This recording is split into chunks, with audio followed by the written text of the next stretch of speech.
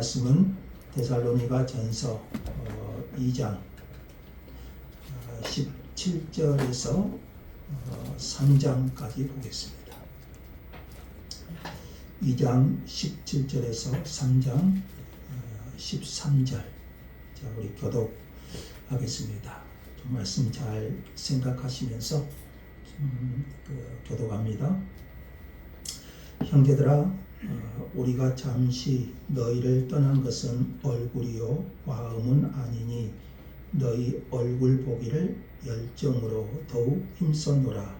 그러므로 나 바울은 한 번 두 번 너희에게 가고자 했으나 사탄이 우리를 막았다. 우리의 소망이나 기쁨이나 자랑의 면류관이 무엇이냐? 그가 강림하실 때 우리 주 예수 앞에 너희가 아니냐? 너희는 우리의 영광이요 기쁨이라. 이러므로 우리가 참다 못하여 우리만 아덴에 머물기를 좋게 생각하고 우리 형제 곧 그리스도의 복음을 전하는 하나님의 일꾼인 디모데를 보내니 이는 너희를 굳건하게 하고 너희 믿음에 대하여 위로함으로 아무도 이 여러 환난 중에 흔들리지 않게 하려 함이라. 우리가 이것을 위하여 세움 받은 줄을 너희가 친히 알리라.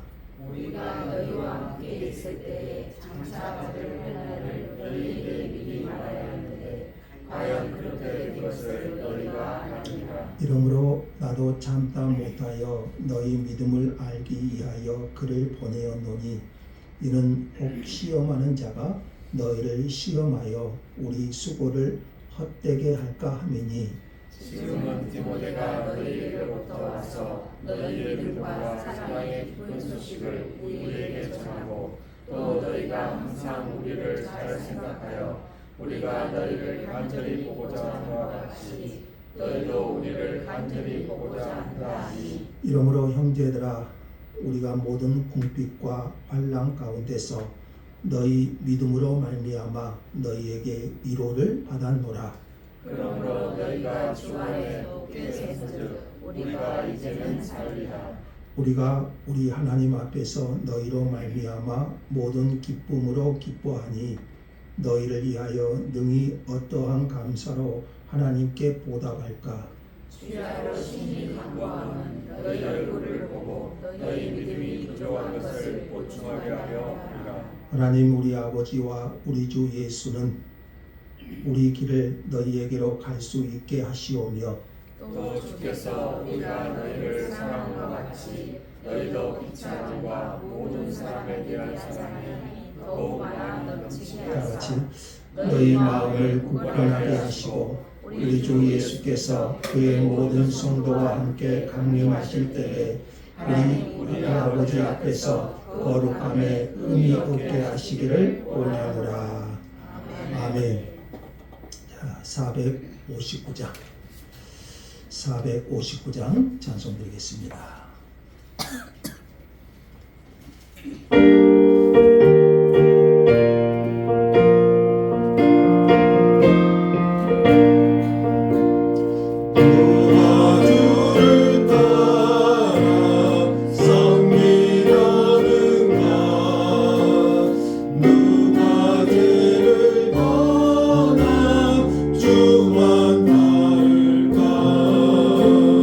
누가 주를 섬겨 남을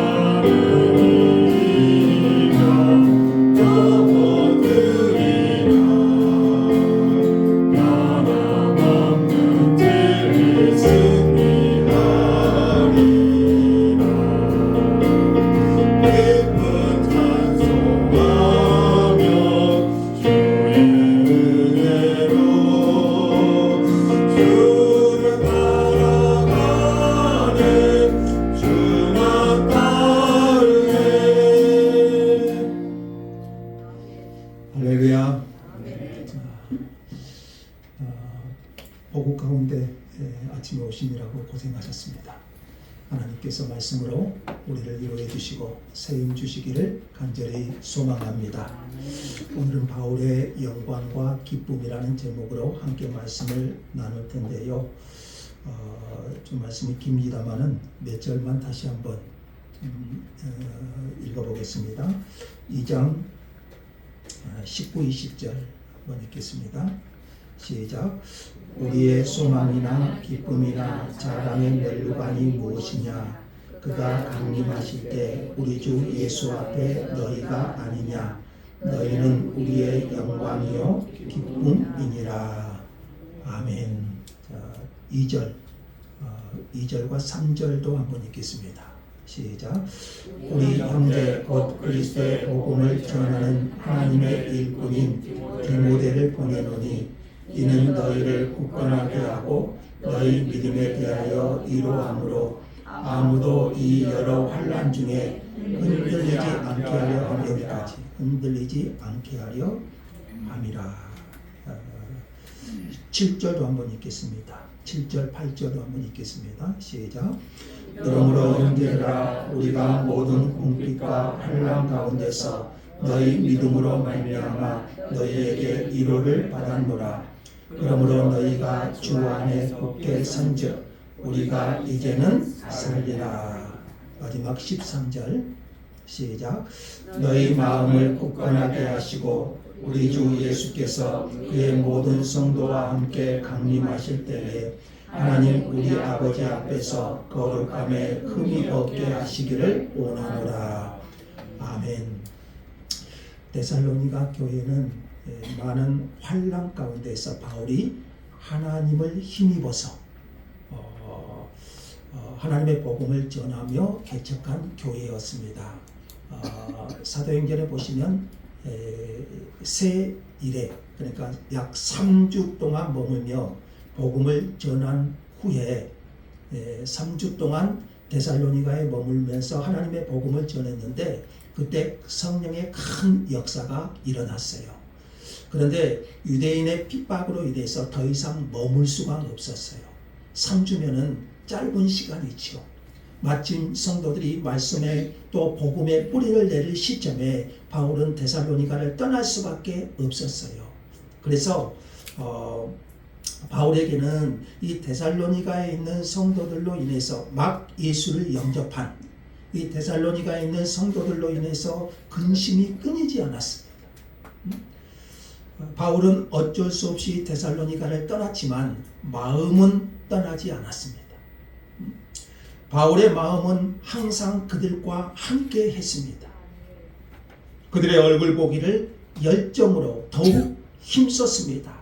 18절에 보시면 바울은 한 번, 두 번 그들에게 가고자 했지만 누가 길을 막았죠? 사탄이 우리를 막았도다. 사탄이 길을 막아서 갈 수가 없었습니다. 바울은 데살로니가에서 많은 싸움 중에 하나님을 힘입어서 복음을 전해서 그 복음으로 데살로니가 영혼들을 구원했습니다. 데살로니가 성도들은 바울이 복음으로 나온 영적인 자녀, 영적인 아들이었어요. 그러니 그 성도들이 얼마나 바울의 눈에 밟히겠습니까? 이제 막 복음을 영접한 데살로니가 성도들, 바울은 몸은 떠나 있지만 그들이 어떻게 신앙생활을 잘 할 수 있을까? 그들이 받은 복음을 끝까지 잘 지킬 수 있을까? 바울의 염려와 근심은 오직 데살로니가 성도들에게 있었어요. 짐승도 새끼를 낳고 나면 사나워진다고 해요. 왜 그렇습니까? 새끼를 지키기 위해서. 그래서 새끼들 근처에도 오지 못하게 합니다. 말 못하는 짐승도 자기가 낳은 새끼를 사랑하지요. 어머니가 해산의 수고를 감당하여 아이를 낳으면 모성애가 생긴다고 해요. 이처럼 바울은 영적으로 낳은 아들을 그냥 두고 왔기 때문에 정말 안타까운 심정이 바울에게는 많았습니다. 그들을 보기를 갈망하고 그들에게 나아가기를 원했습니다. 그러나 번번이 길이 막혔어요. 19, 20절을 다시 한번 볼까요? 바울은 이렇게 고백하고 있죠. 우리의 소망이나, 그러니까 바울의 소망이나 기쁨이나 자랑의 면류관이 무엇이냐? 그가 강림하실 때 우리 주 예수 앞에 너희가 아니냐? 너희는 우리의 영광이요 기쁨이니라. 바울의 소망이나 기쁨이 무엇입니까? 바울의 자랑의 면류관이 무엇입니까? 바울은 복음을 영접한 데살로니가 성도들이 신앙적으로 잘 자라는 것이 바울의 소망이었어요. 그들이 변화되고 하나님의 자녀로 살아가는 모습을 보는 것이 바울의 기쁨이었어요.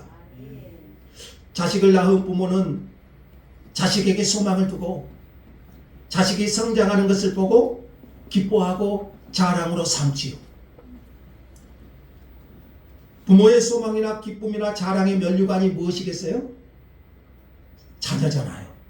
그들이 하나님 안에서 잘 성장하고 또 세상적으로도 잘 자라는 것을 보면 그것이 부모의 자랑이고 소망이고 기쁨이잖아요.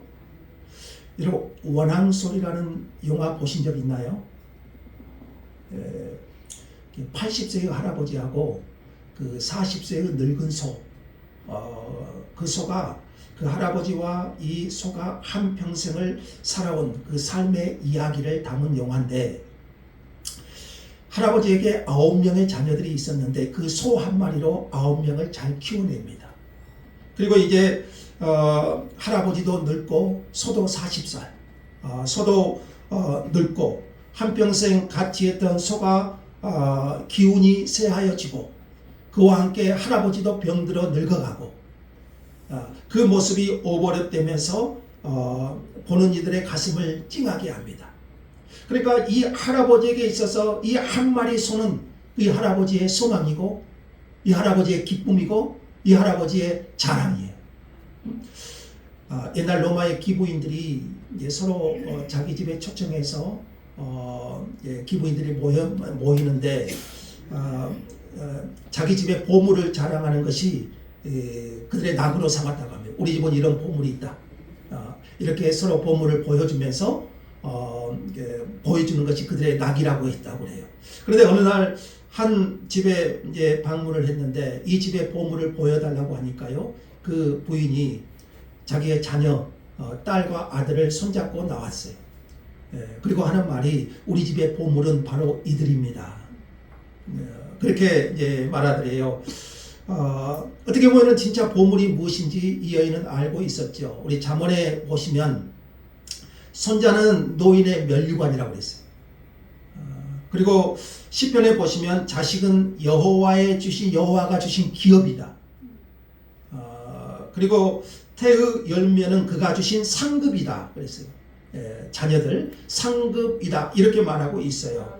그러니까 생명의 주인이신 하나님께서 맡겨주신 생명, 그것이 우리의 보물이고 우리의 자랑이고 우리의 면류관이라고 성경은 또 그렇게 말씀하고 있어요. 그런데 자녀들이 잘못된 길로 가면 부모들의 마음이 얼마나 힘듭니까? 부모의 자랑, 부모의 기쁨, 부모의 소망, 부모의 면류관이 자식인데 자녀들로 인해서 힘들어하고 고통스럽게 사는 부모들의 이야기를 참 많이 듣습니다. 얼마 전에 부모가 잔소리한다고 부모를 경찰서에 신고를 해버려요.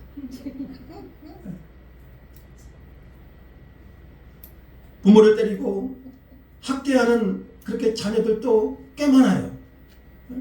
가끔 제 이제 이렇게 상담소에도 전화가 한번 오는데요. 아버지가 자기를 때렸대요. 이제 가끔 그 내용을 들어보면 참 부모가 훈계하는 거예요. 그걸 받지 못하고 자녀들이 그렇게 좀 부모를 대항하는 그런 모습을 보게 됩니다.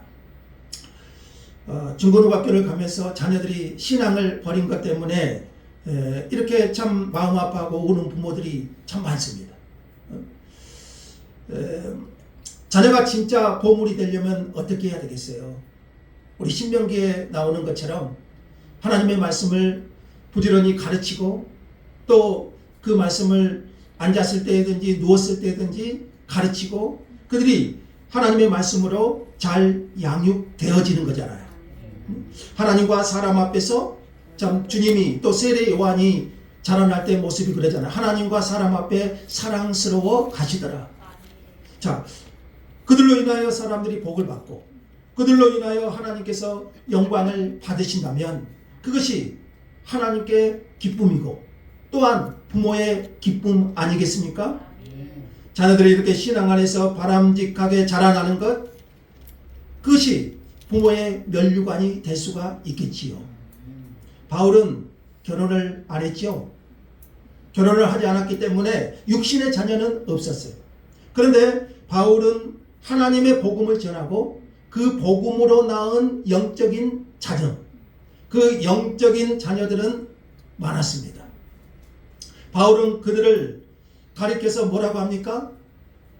나의 소망이고 기쁨이고 자랑의 면류관이다. 이렇게 고백하고 있죠. 그러니까 복음으로 낳은 그 영적인 자녀들이 바울의 소망, 바울의 기쁨, 바울의 자랑의 면류관이라고 했어요. 빌립보서 4장 1절에서도 비슷한 말을 하고 있는데요. 그러므로 나의 사랑하고 사모하는 형제들 나의 기쁨이요 면류관인 사랑하는 자들아. 진정한 의미에서 우리의 기쁨과 우리의 소망과 우리의 자랑의 면류관은 뭘까요? 19절에 다시 한번 보시면은요. 후반부 봅시다. 그가 강림하실 때 우리 주 예수 앞에 너희가 아니냐. 주님이 언젠가는 오실 겁니다. 그리고 언젠가는 주님 앞에 저와 여러분 서게 될 것입니다. 그것을 면할 사람은 아무도 없지요. 주님 앞에 서게 되는 날 정말 우리의 자랑, 우리의 기쁨, 우리의 소망이 뭐겠어요? 우리가 주님 앞에 무엇을 자랑할 수 있겠어요? 우리가 주님 앞에 설 때 주님 앞에 자랑할 것이 뭐겠어요? 좋은 아파트인가요? 아니면 10억짜리 통장인가요? 없지요. 아니면 좋은 자동차를 자랑할까요? 자식이 좋은 대학 가서 의사 됐고 판사 됐고 검사 됐다고 자랑할까요? 요즘은 그런 자식들이 다 못하더라고요. 우리가 하나님 앞에 내놓을 수 있는 자랑의 면류관은 우리가 정말 복음을 통해서 그 복음을 전하고 그 복음으로 하나님의 백성, 하나님의 자녀가 되는 것 아닐까요? 죄인 한 사람이 회개하고 하나님의 자녀가 되는 것을 하나님은 기뻐하신다고 말씀하고 있잖아요. 의인 99보다 한 명의 죄인이 회개하는 것을 주님은 더 기뻐하신다고 말씀하고 있죠. 20세기의 가장 유명한 전도자가 빌리 그리함을 우리가 꼽죠. 그 빌리 그리함 한 사람으로 인해서 수천만, 그가 복음을 전하고 예수 믿는 사람이 수천만 명에 이른다고 그래요. 그런데 빌리 그리함을 전도한 사람이 누군지 아세요? 여러분 빌리 그리함은 들어보셨어도 그 빌리 그리함을 전도한 사람이 모다카이라는 사람, 모다카이 전도사인데 이 사람은 잘 몰라요. 빌리 그리함은 알아도. 이 빌리 그리함이 19살 때 이 모다카이가 그 동네에 와서, 그 시골 동네에 와서 천막을 치고 복음을 전합니다. 그때 이 빌리 그리함과 그의 친구들이 예수를 믿습니다. 특별히 이제 모다카이가 그 이제 빌리 그리함에게 주목하면서 하나님의 복음을 전해요. 그리고 그때 빌리 그리함이 그 모다카이에게 복음을 받고 그 십자가의 복음을 받고 예수를 영접하고 주의 종이 되고자 결단을 합니다. 그래서 빌리 그리함이 예수를 믿고 20세기 위대한 전도자가 되지요. 모다카이는 빌리 그리함이 그렇게 위대한 사람이 될 줄은 몰랐을 거예요. 우리가 언젠가 예수님 앞에 서게 될 건데 예수님께서 이 모다카이를 보고 뭐라고 말씀하시겠습니까? 모다카이는 빌리 그리함 한 사람을 전도했지만 그 한 사람 때문에 결국 수천 명이 예수를 믿는 역사가 일어나지 않았습니까? 주님이 얼마나, 사실 빌리그리암도 그러겠지만 이 모다카이를 칭찬하시겠습니까? 우리가 하나님 앞에 설 때 우리의 자랑이 뭐겠어요? 우리의 기쁨과 우리의 소망이 뭐겠어요? 제가 하나님 앞에 설 때 나의 자랑, 나의 기쁨, 나의 소망이, 나의 자랑의 면류관이 뭐겠습니까? 바로 여러분 아니겠습니까? 우리가 전도한 한 사람이 이렇게 빌리그리암처럼 얼마나 위대한 사람이 될지는 아무도 모르잖아요. 바울이 주님 앞에서의 소망, 기쁨, 자랑의 면류관은 바로 데살로니가 성도들이었어요. 그것이 다시 오실 주님을 맞이하는 우리의 영광이고 우리의 기쁨이고 자랑 아니겠습니까? 바울이 아델에 머물 때에 디모데를 이제 데살로니가에 파송하고자 합니다. 왜 그렇습니까? 데살로니가 성도들이 눈에 밟힌 거예요. 3주 동안 복음을 전하고 겨우 복음을 영접했는데 유대인들의 핍박 때문에 그들의 믿음이 쓰러지지는 않을까? 그들이 믿음에서 떠나지는 않을까?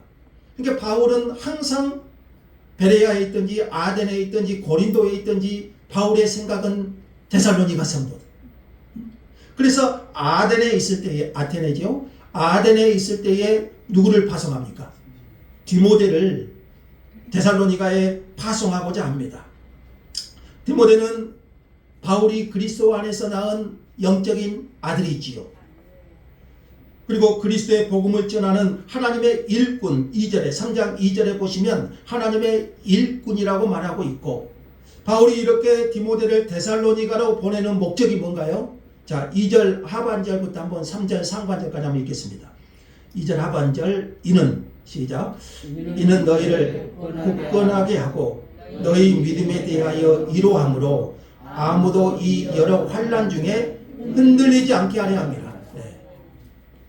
바울이 아덴에서 디모데를 데살로니가로 파송하고자 하는 이유가 나오죠. 다시 보세요. 첫째는 너희를 굳건하게 하고, 두 번째는 너희 믿음에 대하여 이로하고, 세 번째는 아무도 이 여러 환난 중에 흔들리지 않게 하려 함이라.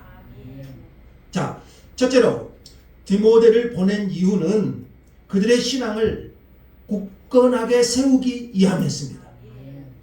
이 굳건하게 한다, 이 말은 힘있게 한다, 단단하게 세운다, 이런 의미가 있어요. 그들의 신앙을 단단하게 세우고 굳건하게 하여서 흔들리지 않는 신앙으로 세우기를 원했어요.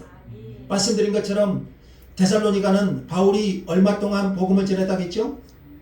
3주 동안. 그래서 그들의 믿음의 뿌리가 깊을 수가 없지요. 여러분, 신앙이 하루아침에 이렇게 푹 성장한가요? 신앙은 시간이 필요하죠. 그래야 하나님의 말씀에 뿌리를 내리고 예수 그리스도를 알게 되고 예수 그리스도를 닮아가게 되고 견고한 신앙으로 서게 되는 것이죠.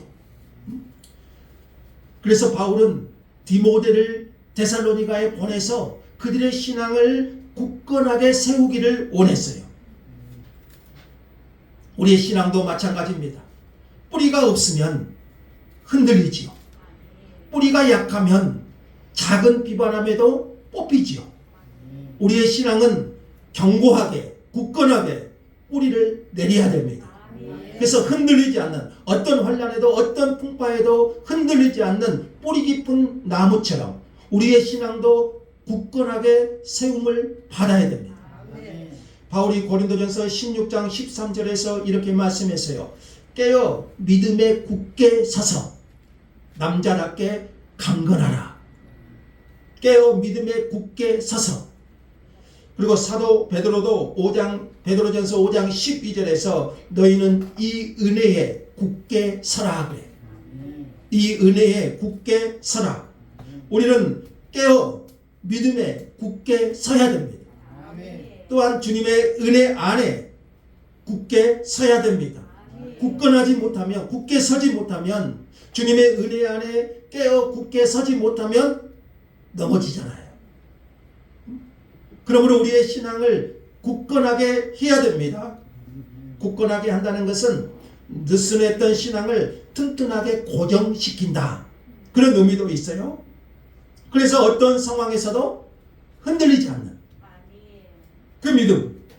신앙 때문에 고난과 환난을 받을지라도 하나님의 참된 은혜를 기억하고 굳건하게 서는 거예요. 우리의 신앙은 이렇게 깨어서 주님의 은혜 안에 굳건하게 굳게 세움을 받아야 됩니다. 그래서 바울이 디모데를 데살로니가에 보낸 첫 번째 이유는 그들의 신앙을 굳건하게 하기 위함이었어요. 바울이 전한 복음 위에, 십자가의 복음 위에 그들의 신앙을 더 굳게 세우기 위함이었어요. 그리고 두 번째로 바울이 디모데를 데살로니가에 보낸 이유는요, 그들의 신앙을 이로하기 위해서. 이로하기 위해서. 자, 그것이 2절 하반절이죠. 너희 믿음에 대하여 위로함으로. 자, 데살로니가 성도들은 많은 핍박과 어려운 형편 속에서 변함없이 믿음을 지키고 있었습니다. 그들의 믿음의 소문이 어쨌습니까? 온 지경에 퍼져나갔지요. 그래서 바울은 디모데를 보내 그들의 믿음을 진심으로 위로하고 격려하고자 한 것이에요. 그들에게는 유대인들의 핍박과 환난이 있었어요. 그럼에도 불구하고 그들의 믿음은 어쨌습니까? 흔들리지 않아요. 오히려 그들의 믿음이 퍼져나가요. 그래서 바울은 디모데를 보내서 그들의 믿음을 위로하고 그들의 믿음을 격려하고자 한 것입니다. 그들은 예수 믿기 때문에 환난을 당해요. 자기가 잘못해서 자기가 죄를 지어서 환난을 당하면 할 말이 없지요. 그러나 그들은 오직 예수 믿기 때문에 어려움을 당하여. 그래서 이들에게 이렇게 믿음으로, 그럼에도 불구하고 믿음으로 살아가고 있는 그들에게 필요한 것은 위로지요. 하나님 편에서 그들의 믿음을 위로해 주는 거예요. 그 환난 속에서 믿음을 지키고 있는 그들의 신앙이 얼마나 훌륭합니까? 그래서 바울은 그들의 믿음을 위로하기를 원해요. 어느 시대나 마찬가지겠지만 오늘 우리가 사는 이 시대에도 신앙을 지키고 산다는 것은 결코 쉽지 않습니다. 신앙으로 산다는 것은 결코 만만치 않습니다. 세상은 하나님보다 다른 가치를 추구하지요. 주님이 오시는 마지막 날이 될수록 정말 하나님보다는 자기를 추구하고 세상의 가치를 추구하고 쾌락을 추구하는 그런 시대가 될 것입니다.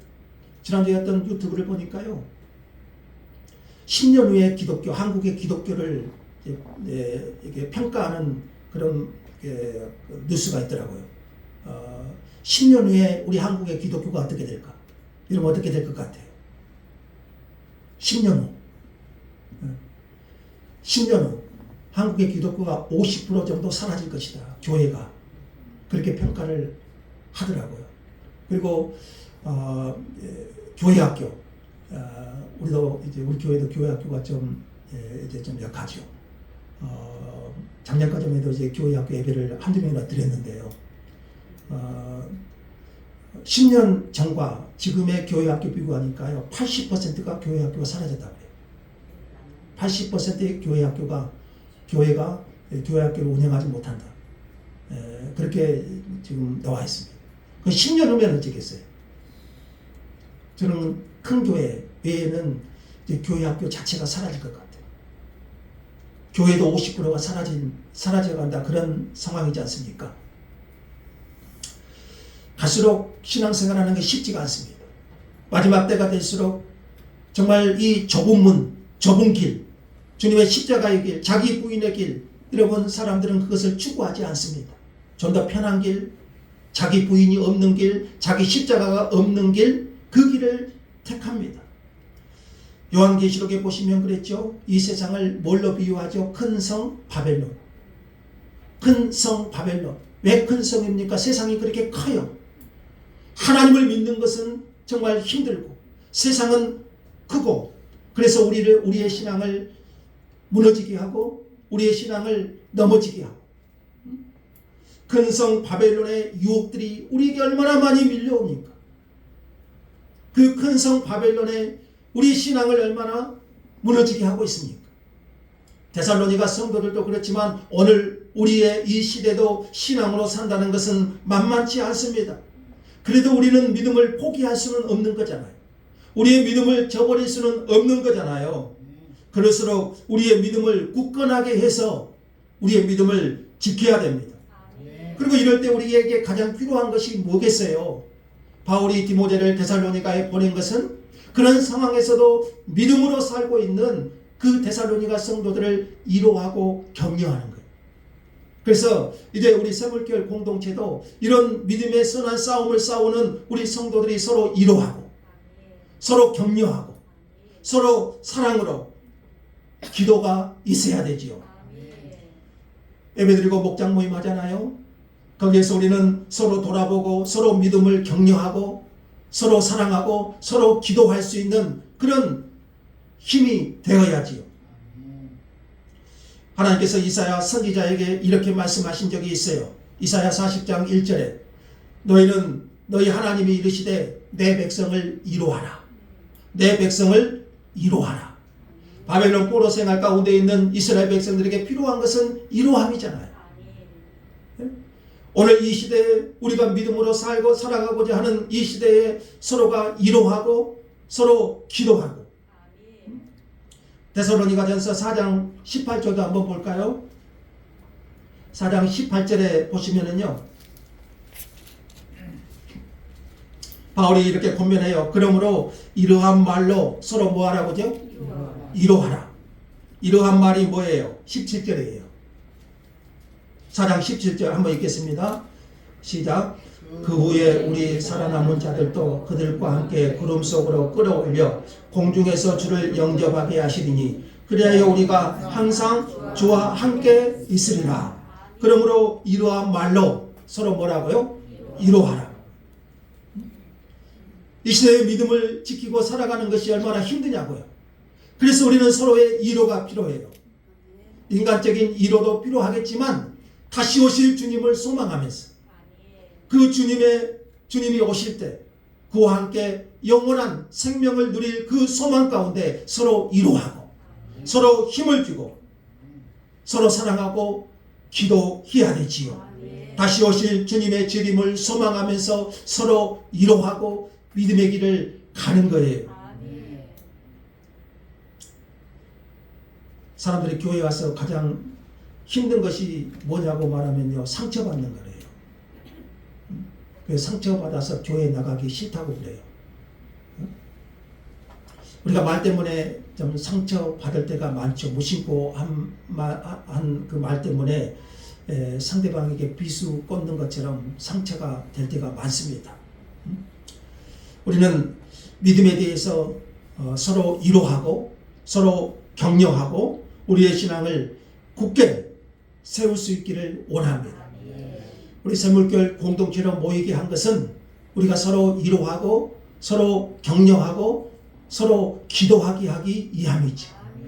그래서 믿음을 지키고 우리의 믿음을 굳건하게 세워서 주님 오시는 그날까지 우리의 신앙을 지켜가는 것이지요.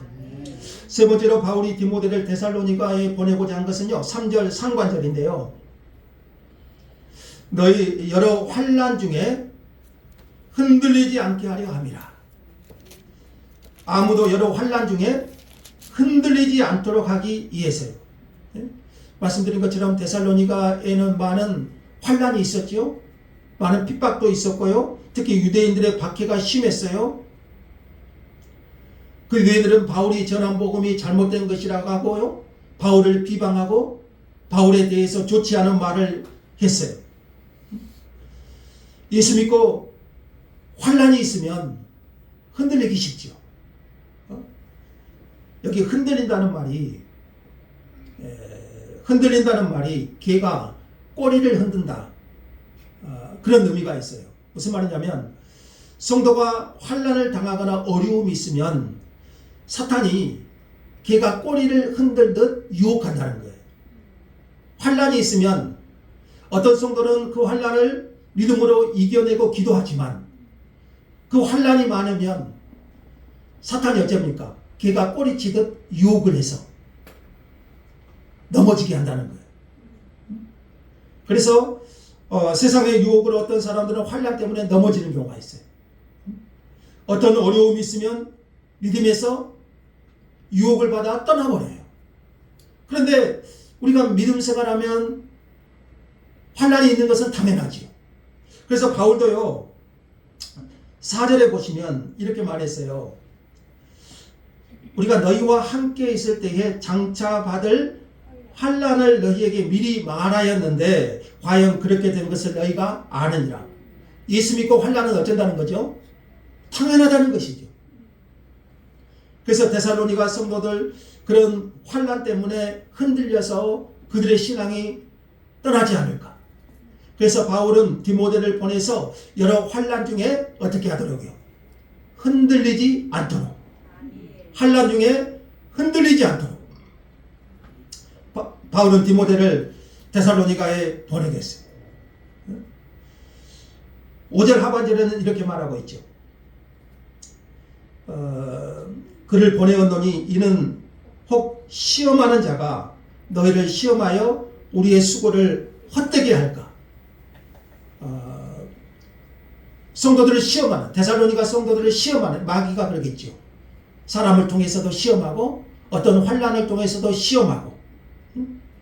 그래서 시험하는 자가 너희를 시험하여 우리의 수고를 헛되게 할까. 바울이 얼마나 힘입어서 하나님을 힘입어서 복음을 전했습니까? 바울이 전한 복음을 이렇게 마귀가 시험해서 데살로니가 성도들을 넘어지게 하면 바울이 수고한 수고는 헛수고가 되잖아요. 그래서 바울은 디모데를 데살로니가에 보낸 거예요. 바울이 전한 복음이 견고하게 뿌리를 내리고 그들이 시험에 들지 않고 환란 속에서도 그들의 믿음을 흔들리지 않게 견고하게 지키기를 원했던 것이지요. 그런데 6절 한번 봅시다. 이제 파송받은 디모데가 데살로니가에 가서 사명을 잘 감당합니다. 그리고 다시 바울은 이때 이제 고린도라는 곳에 있어요. 아덴 아래쪽에 이제 고린도라는 곳에 있는데 그쪽으로 이제 디모데가 옵니다. 그리고 이제 바울에게 데살로니가의 소식을 전해줘요. 데살로니가 성도들의 믿음과 사랑의 기쁜 소식, 6절에 사랑의 기쁜 소식을 전해줘요. 그러니까 뭡니까? 데살로니가 성도들이 그런 환란 속에서도 그들의 믿음이 너무 견고하다. 우리 1장 3절에서 그랬잖아요. 믿음의 역사, 사랑의 수고, 소망의 인내. 그들의 소문이 퍼져나가고 얼마나 물론 디모데가 가서 또 열심히 사역을 했겠죠. 그래서 그들의 믿음이 견고하고 흔들리지 않음을 바울에게 전해요.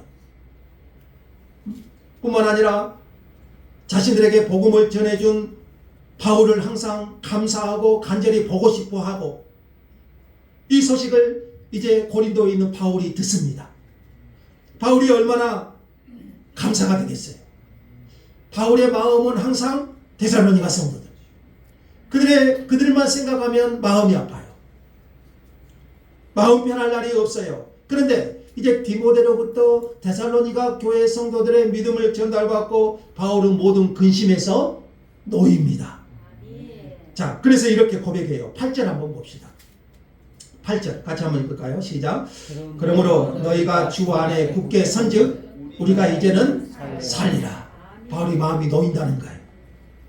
데살로니가 성도들만 생각하면 마음의 근심이 그치지 않아요. 그들이 어떻게 환난 가운데서 신앙생활 잘하고 있을까? 넘어지지는 않을까? 노심초사.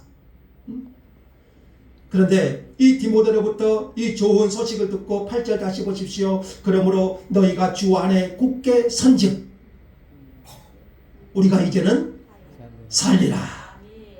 그리고 9절도 봅시다.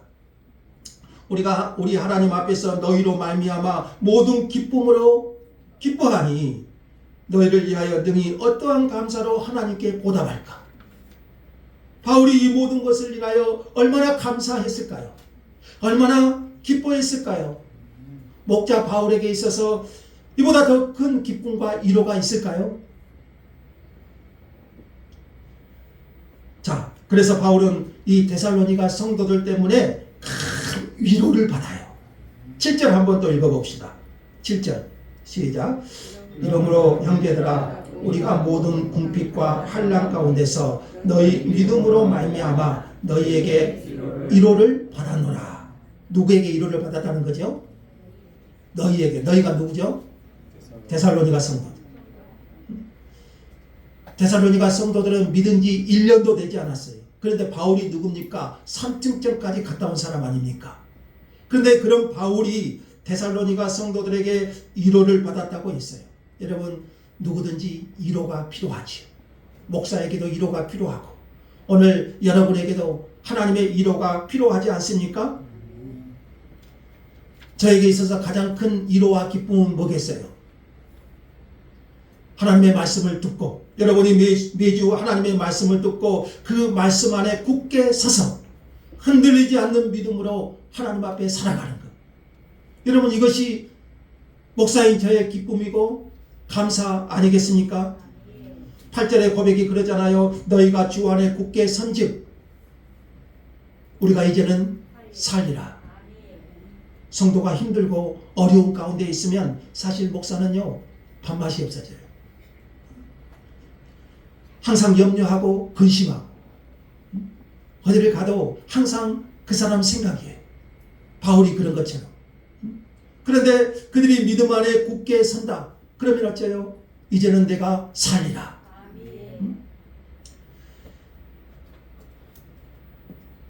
자, 바울이 이제 마지막 13절만 보겠습니다. 13절. 한번 읽겠습니다. 시작.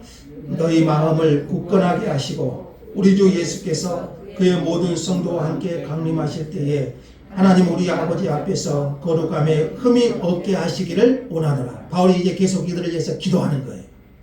너희 마음을 굳건하게 하사. 너희 마음을 굳건하게 하사. 그러니까 하나님께서 그들의 마음을 굳건하게 해주시기를 기도하는 거예요. 신앙은 내 힘으로는 할 수 있는 것이 아니죠. 하나님이 굳건하게 해주셔야 돼요. 그래서 바울은 그것을 알고 데살로니가 성도들을 계속해서 굳건하게 해주시기를 기도했어요. 자, 우리 성도들은 우리 한 사람 한 사람은 이렇게 바울처럼 중보 기도하면서 성도들을 위해서 굳건하게 그 믿음이 주님 오시는 그날까지 거룩함에 흠이 없도록 그 믿음의 경주를 완수할 수 있도록 기도할 수 있어야 됩니다. 한 사람 한 사람을 위해서 기도의 수고를 감당할 수 있어야 돼요. 그래서 제가 말씀드린 것처럼 샘물교회 공동체로 모이게 하신 것은 우리는 모든 성도에 대한 기도의 책임이 있는 거예요. 서로를 위해서 기도하고 서로를 위해서 위로하고 서로를 사랑하고 하나 되어 하나님의 나라를 소망하면서 믿음의 길을 걸어갈 수 있도록 우리는 서로를 위한 기도의 동역자가 되어야 됩니다. 자, 오늘 말씀에서 이제 바울이 그의 영광과 기쁨이 무엇인지 그리고 데살로니가 성도들을 향한 바울의 심정, 기도 제목 또 디모데를 파송해서 그들을 굳건하게 세우고자 하는 목자 바울 그리고 그들을 위해서 끝까지 기도의 수고를 놓지 않는 바울의 모습. 자, 오늘 우리는 이 말씀으로 우리가 서로 기도하고 서로 이도하고 기도의 수고를 감당해 줄 수 있는 그런 믿음의 동역자들이 될 수 있기를 원합니다. 그래서 주님 오시는 그날까지 우리의 신앙을 견고하게 하고 흔들리지 않게 하고 그렇게 하기 위해서 주님은 우리를 기도의 동역자로 부르신 줄 믿습니다. 기도의 수고를 감당할 수 있는 저와 여러분 되어서 주님 오시는 그날까지 우리의 신앙을 잘 지켜갈 수 있기를 간절히 소망합니다. 하나님 감사합니다.